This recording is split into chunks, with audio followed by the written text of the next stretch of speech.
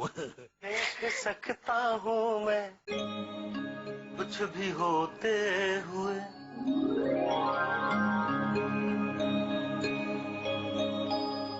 नहीं हम नहीं देख सकते तुझे, नहीं हम नहीं देख सकते तुझे रोते हुए।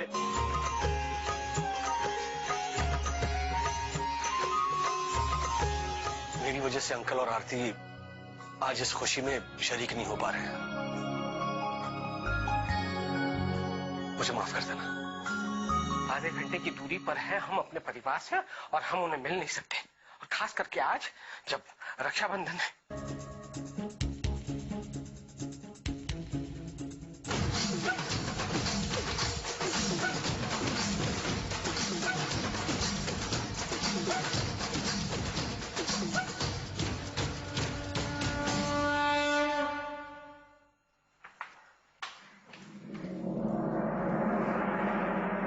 Welcome back sir. ये क्या भूल-भुलैया है? ये सब आपकी सिक्योरिटी के लिए है। मुझे पता था कि आप यहां से निकलकर अपने घर जाने की कोशिश करेंगे, इसीलिए मैंने ये इंतजाम किया। हमें घर जाना है सर। मैं जो कुछ भी कर रहा हूं आपकी हिफाजत के लिए ही कर रहा हूं। Please let me do my duty. Sir आपका फोन दीजिए प्लीज। क्यों? बताता हूं, प्लीज आइए। सर धमकी देने वाले का फोन किसी भी वक्त आ सकता है, और हमारे लिए ये जानना बहुत ही जरूरी है कि वो किस नंबर से हमें फोन कर रहा है और कौन से एरिया से कर रहा है। सर ये है मोबाइल ट्रेसिंग मशीन और ये है मोबाइल होल्डर। ये होल्डर हमने इस मशीन के साथ कनेक्ट किया हुआ है।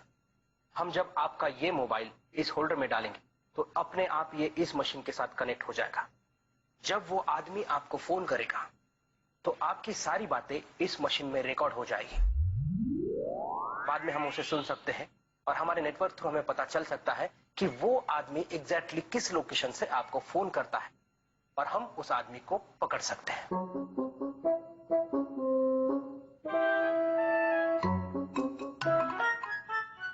सर इस लाल वायर को कभी भी हाथ मत लगाइए। क्यों?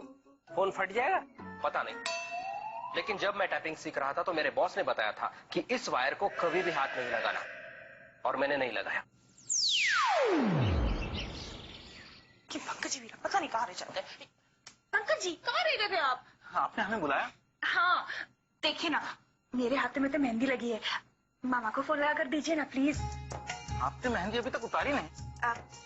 नहीं, वो कहते हैं ना जितनी देर ये मेहंदी हाथों में लगी रहती है उसका रंग उतना ही गहरा होता है, और मैं चाहती हूँ हमारा प्यार इतना गहरा हो कि जिंदगी भर हम इसकी गहराई में डूबे रहे।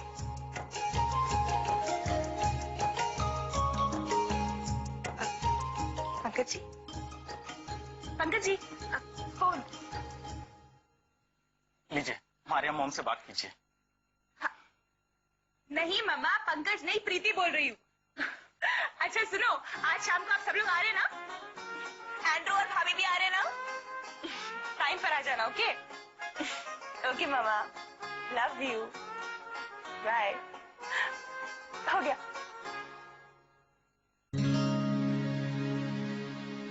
पंकज जी क्या हुआ? नहीं कुछ नहीं, ऐसे ही। नहीं ऐसे ही नहीं, कुछ तो हुआ है, बताइए ना। प्रीति जी, हम सोच रहे थे कि यदि हमारी भी मां होती और हम उन्हें विवाह की सूचना देते, वो हमें आशीर्वचन देती, जीवन देने वाली मां तो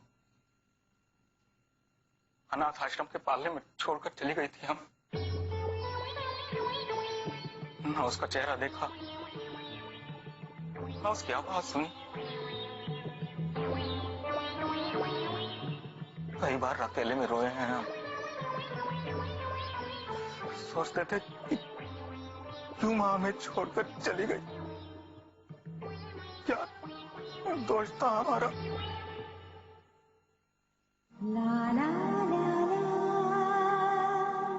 लेकिन कोई जवाब नहीं मिला। मिलता भी कैसे? कोई थी ही नहीं जो अपना बेटा कहकर हमें गले से लगा ले। पंकज, कितना झूठ बोल रहा है तू? हाँ, तेरी माँ नहीं है? दे तेरा फोन दे।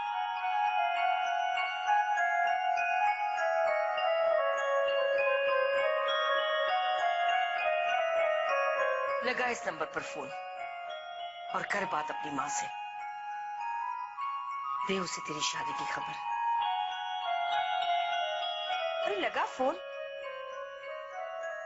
तेरी माँ तेरे फोन का इंतजार कर रही है।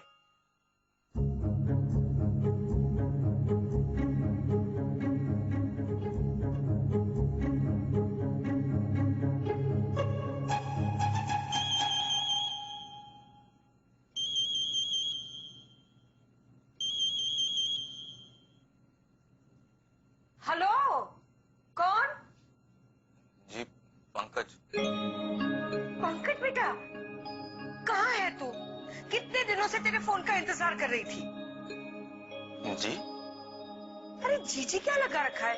माँ नहीं कह सकता क्या? जी। जी नहीं, माँ।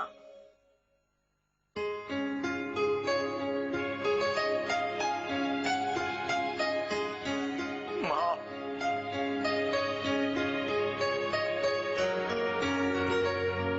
बस बस, हाँ, माँ माँ कहकर मस्का मारने की कोई जरूरत नहीं है। अरे कब से तेरे फोन का इंतजार कर रही थी। कहाँ था, कहाँ तू? हाँ, घर परिवार पर तो तेरा कोई ध्यान ही नहीं है। जी। वापस जी? अरे माँ हूँ तेरी, 9 महीने तुझे अपने पेट में पाला है। माँ।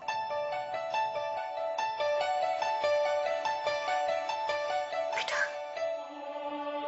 तुझे इस माँ की बात का बुरा तो नहीं लगा ना? नहीं माँ, अभी तक आप कहाँ थी?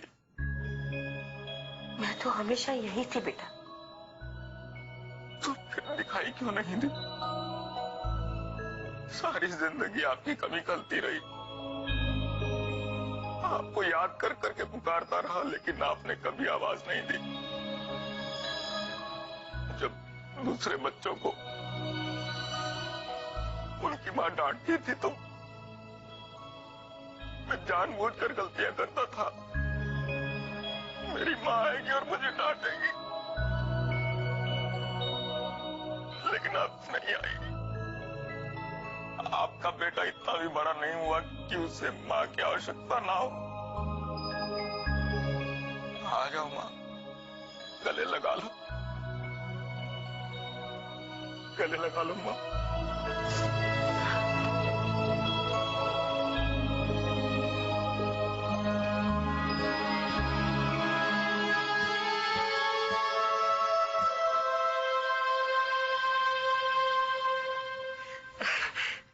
देखो तो मेरा बेटा कितना बड़ा हो गया है।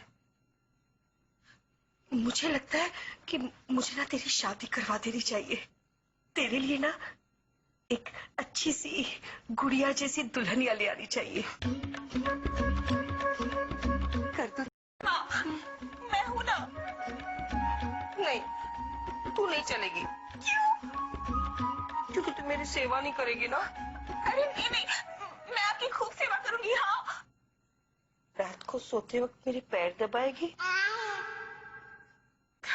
अभी तो मेरे हाथों में मेहंदी है, लेकिन पक्का हाँ, रात को आपके पैर दबाऊंगी। मेरे पंकज का ध्यान रखेगी। रखूंगी माँ, खूब ध्यान रखूंगी। आपको कभी भी शिकायत का मौका नहीं दूंगी माँ, लेकिन प्लीज मुझे अपनी बहू बना लो प्लीज। क्या कहता है, चलेगी ये? करवा दो तेरी शादी। हाँ।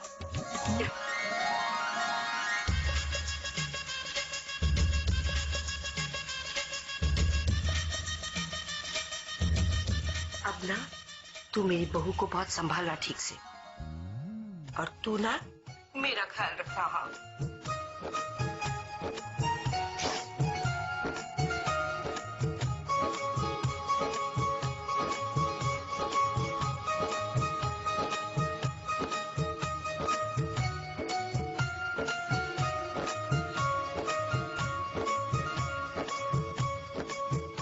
हमेशा एक साथ सुखी रहना, हंसते रहना।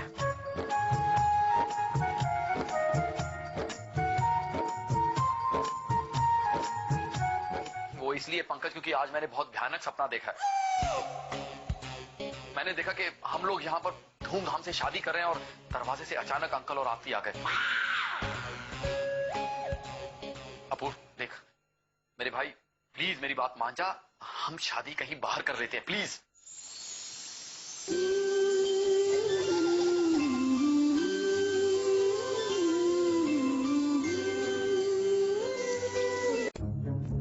सर, लगता है उसी का फोन है।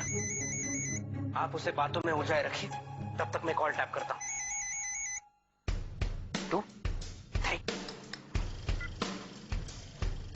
हेलो हीरू भाई जवेरी, तुम उधर अमेरिका में बैठे हो, लेकिन याद रखना हमारे हाथ उधर भी पहुंच सकते हैं। अरे धमकी किसे दे रहा? तुम्हें क्या लगता है मैं तुम्हारी धमकी से डर जाऊंगा? और एक बात कान खोलकर सुन लो, मैं अमेरिका में नहीं हूं, मैं मुंबई में बैठा हूं। ये क्या कर रहे हैं सर आप? आपने उसे क्यों बताया कि आप यहां पर हैं? क्योंकि मैं झूठ नहीं बोलता। Sir I respect you for this, but madam आप ही समझाइए इन्हें। I am sorry officer, uncle किसी भी हालत में झूठ नहीं बोलेंगे। चाहे मेरी जान क्यों न चली जाए। अंकल प्लीज ऐसा मत कहिए। ऑफिसर, कुछ पता चला कहां से फोन आया था? एक्चुअली ट्रेस करने के लिए कम से कम कॉल 1 मिनट तक तो चलनी चाहिए, लेकिन इन्होंने बीच में ही सच बोल दिया और मुझे कॉल काटना पड़ा। कोई बात नहीं, देखते हैं अब तक जो रिकॉर्ड हुआ है उससे कुछ न कुछ मिल जाएगा। हीरू भाई जवेरी, तुम उधर अमेरिका में बैठे हो, लेकिन याद रखना हमारे हाथ उधर भी पहुंच सकते हैं। सर, ये आवाज कोई जानी पहचानी तो नहीं? कोई पहचान वाला या कोई रिश्तेदार? क्या बकवास करते हो ऑफिसर? मेरे रिश्तेदार ही मुझे एक्सटॉर्शन के कॉल्स देंगे? मैंने आपको कहा ना सर, जब तक असली गुनहगार पकड़ा नहीं जाता मैं अपने आप पर भी भरोसा नहीं करता। तुम उधर अमेरिका में बैठे हो, लेकिन याद रखना हमारे हाथ उधर भी पहुंच सकते हैं। यस, लोकेशन का पता चल गया। वो आदमी कोई ऐसी जगह है जहां पर आसपास रेल की पटरियां हैं और पास में ही कोई चर्च है। ये कहीं आसपास ही होगा। मैं इस आदमी को छोड़ूंगा नहीं। अंकल, ये उसे कैसे पकड़ पाएंगे? नहीं मतलब अगर वो आदमी मोबाइल से बात कर रहा होगा तो पूरा दिन वहीं पर थोड़ी ना खड़ा होगा। मेरी तो समझ में कुछ नहीं आ रहा है बेटी, कब हम इस कैद से आजाद होंगे, कब हम हमारे परिवार के बीच में होंगे, कब मैं समधी जी की मधुर आवाज में उनका प्रवचन सुन पाऊंगा।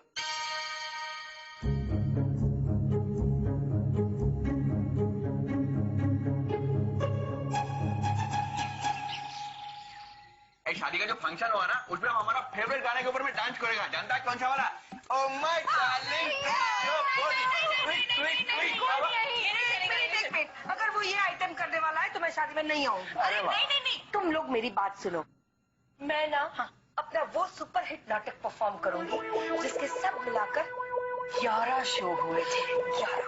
11। ना, अगर माजी ये नाटक वाटक करेगा ना शादी में, तो हम तो बोल देता हम छुट्टी मनाने के लिए जेल में चला जाएगा। हाँ बोल देता है। हाँ नहीं माँ, शादी और नाटक नहीं, शादी में नाटक अच्छा नहीं लगेगा। कोई बात नहीं माँ।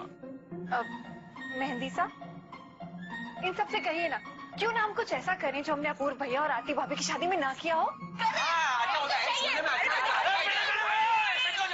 जल्दी सेटल हो जाओ। देखो आज शाम को मैंने तुम सब लोगों के लिए एक सरप्राइज प्लान किया। अपूर्व, क्या सरप्राइज है बताओ ना।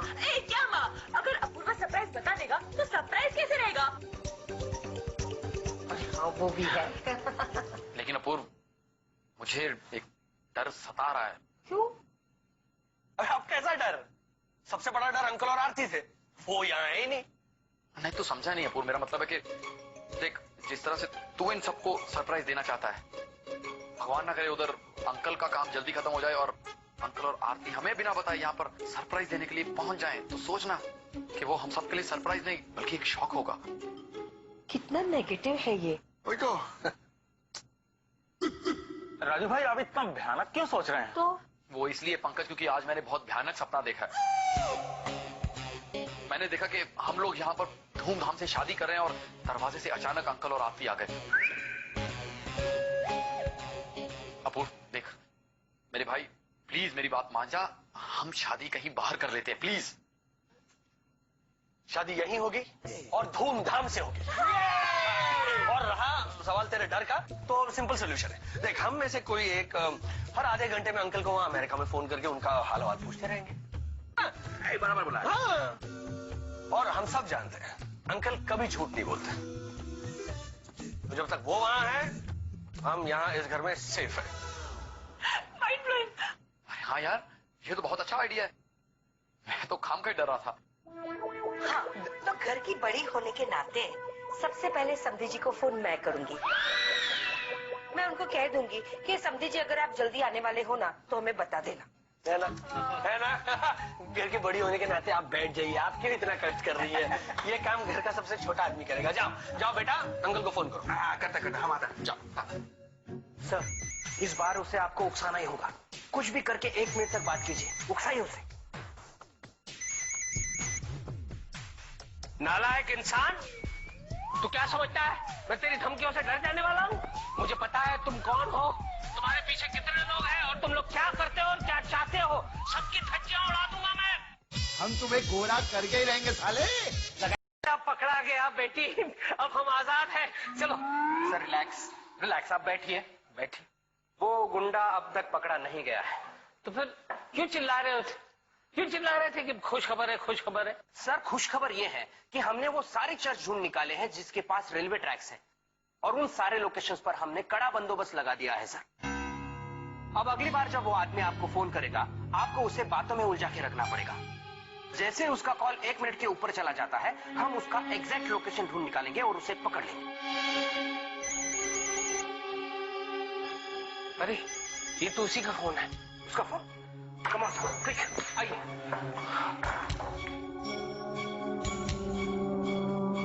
सर, आप कुछ भी करके उससे 1 मिनट तक बात कीजिएगा, ओके?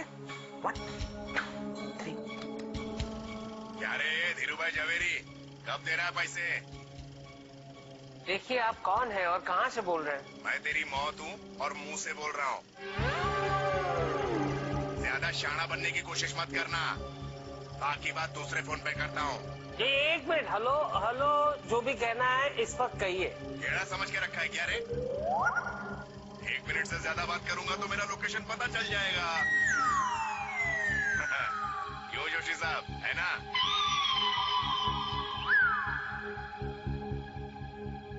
अरे, ये तो आपको जोशी साहब कहकर बुला रहा है। इसका मतलब इसे पता है कि आप हमारे साथ बैठे हुए हैं, इसलिए तो वो डर रहा है सर।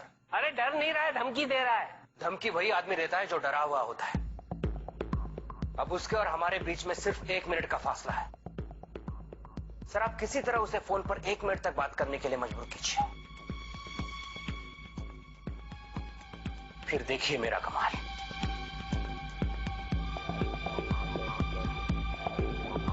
ओ मेरे बंधु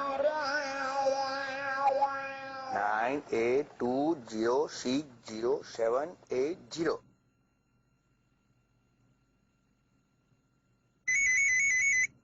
सर, इस बार उसे आपको उकसाना ही होगा।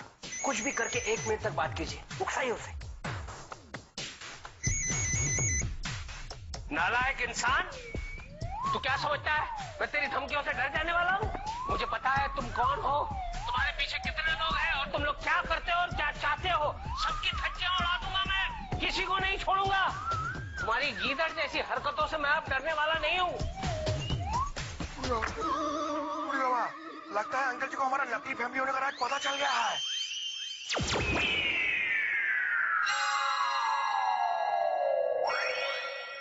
सब गंडगोल हो गया अपूर्व। हमको ऐसा लगता है कि राजू का सपना सच हो गया। क्या अंकल आ गए? नहीं, अंकल जी इधर नहीं आया, मगर जैसे ही हम उनको फोन लगा वो हमको उल्टा पल्टा बोलने लग गया। गुंडा है, बदमाश है, हम तुमको छोड़ेगा नहीं। अभी बताओ अंकल जी हमको ऐसा सब क्यों बोलेगा? हम क्या बोलता है, तुम सब लोग अपना सामान पैक करो और इधर में से चले जाओ। हम इधर में रुकता है। जब अंकल जी वापस आएगा ना तो हम अंकल जी को हाथ पैर जोड़ के एक बार ट्राई करेगा माफी मांगने का। माफ किया तो ठीक, वरना हमको तो आदत है ना जेल में जाने का। अरे चुप बैठ यार।